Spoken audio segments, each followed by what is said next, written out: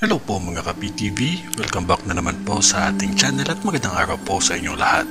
Sa video na ito ay tatalakayin natin ang gagawing imbensyon ni Elon Musk at ni Bill Gates sa mga huling araw at gagamitin ni nga ba ito ng Antikristo. Pero bago po yan, kung ikaw ay bago lamang sa aking channel, ay pakiclick like, subscribe and hit the notification bell para po mag-updated po tayo sa mga panibagong uploads natin. At ang susunod din yung mapapakinggan na walang halong pananakot kundi magsisilbi lamang itong gabay para sa atin.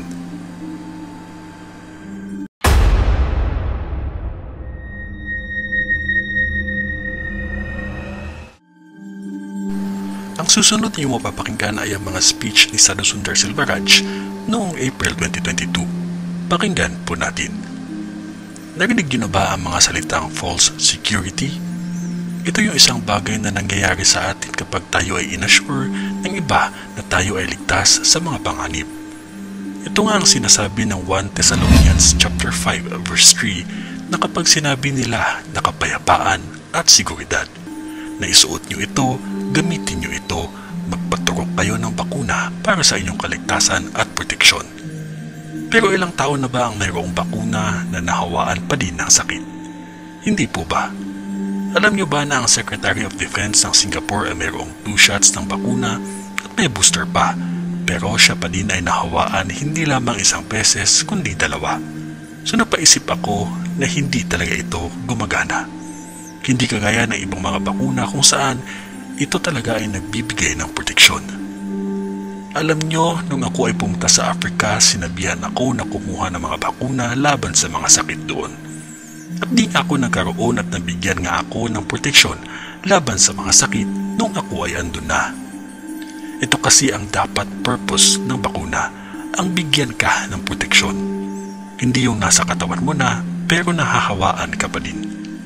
So itong lahat ng sinasabi ko ay nagbibigay kahulugan sa salitang false security. At ano nga ang susunod dito ayon sa banal na kasulatan? Biglaang pagkakagulo o pagkawasak. Itong false security na ito ay lalaki ng lalaki hanggang sa magkaroon na ito ng momentum papuntang one world government ng Antikristo at ng one world religion ng bulaang propeta.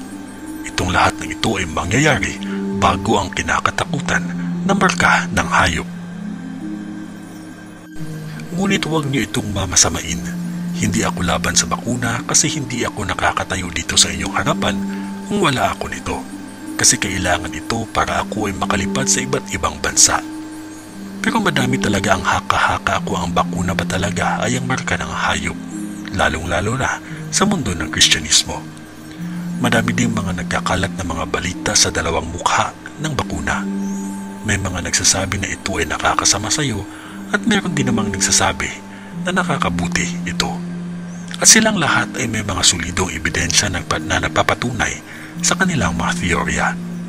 Napakadami ang nagtatanong sa akin kung ano ba talaga ang aking opinion tungkol dito. At ako ay nagdasal sa Panginoon at tinanong siya kung ito ba talaga ang marka ng hayop. Sabi ng Panginoon sa akin, basahin ko daw ang Revelation chapter 13. Iniisa-isa namin ang bawat verse nito at nag-focus kami sa timeline kung kailan ang pagdating ng marka ng hayop. Una ay ang pag-angat ng isang hayop o yung Antikristo. Pangalawa ay ang paglitaw ng bulaang propeta. At ang pangatlo ay ang bulaang propeta ay gagawin ang lahat para ipakita sa mga tao na ang Antikristo ay ang sugo ng Diyos at ang katangi-tangi magliligtas sa ating lahat. Pang-apat ay ang pagtatag ng one world religion. At ang simbolong gagamitin nila ay isang napakalaking statua para labang luwalhatiin ang Antikristo.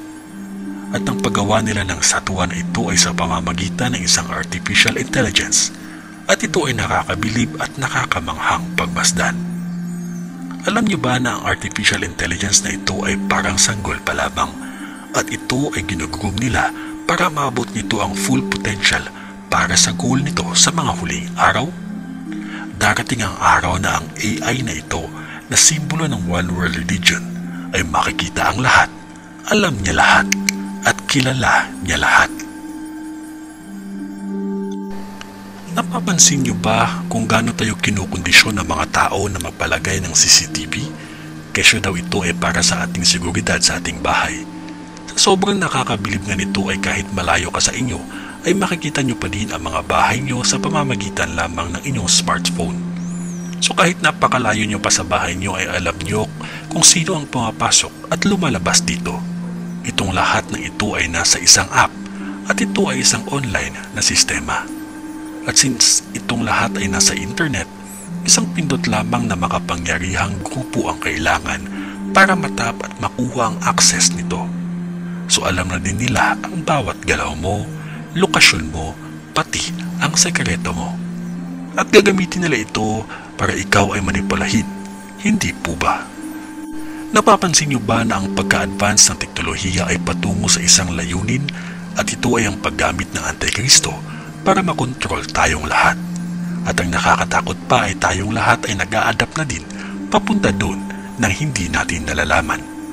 Kaya wala na talaga tayong magagawa kung ipipilit nila ang pagtanggap sa bagong relihiyon na ito at ang pagyakap sa ideya na ang Antikristo ay ang Panginoon. Kaya ito talaga ang panghuling pagsubok na dadanasin ng mga Kristiyano kung luluhod pa sila para sambahin ang statwa ng Antikristo.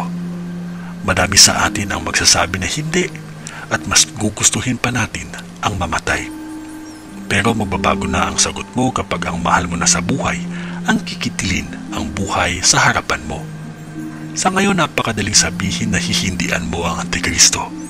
Pero pagdating ng panahon na iyon ay magkakaroon ka ng mix of emotions at napakahirap na magdesisyon. At napakalaki ng chance na itatanggi mo ang ating Panginoon. Pero may solusyon dito. Magbabago mo lang ang lahat ng ito kapag ihahanda mo ang inyong mga pamilya sa mga huling araw. Ihanda mo ang kanilang mga sarili spiritually, mentally at emotionally. Hindi ako titigil sa pagpapaalala sa inyo na ihanda ang inyong mga anak. Gumawa ng pagsasanay kahit sa napakamurang edad nila. Pagkatapos ito ay magkakaroon ng isang pangmalawakang pagbabago sa ekonomiya at isang financial na sistema ang ipapakilala. Ayon sa Biblia, ito ay tatawagin na marka ng hayop, pero 100% sure ako na hindi ito tatawagin na ganito. At alam naman po nating lahat ang kakayahan ni Elon Musk sa paggawa ng mga bagay-bagay. Kilala din natin si Bill Gates na isa sa mga pinakamayamang tao sa buong mundo.